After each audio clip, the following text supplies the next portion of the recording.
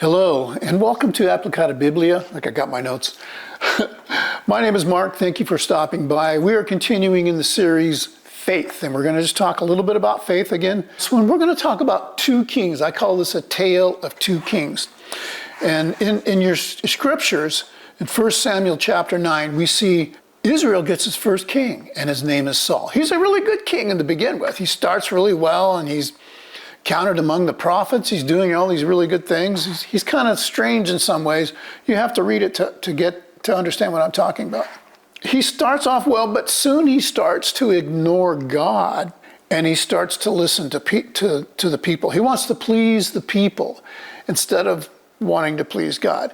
And in chapter 15, he's ordered to exterminate the Amalekites because they had mistreated them before. And God is saying, it's time to take care of these people, get them out, they're idolaters and, all these things.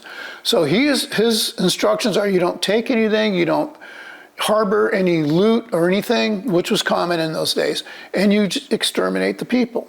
So he goes in and he doesn't do that. He lets people take things, he lets the king live, he does all these things.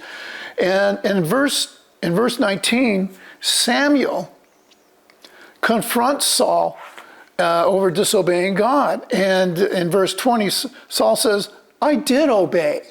And so this is an issue we see with God very early on. He says, Saul says, I did obey. But the people wanted these sheep, and so I let them keep them. And, we would keep the king. I mean, come on, he's a great trophy, basically is what he's saying. He's making excuses.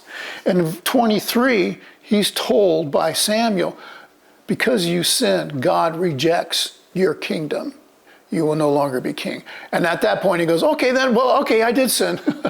So God he's not looking for that. He's looking for us to be grown-ups about when we make mistakes.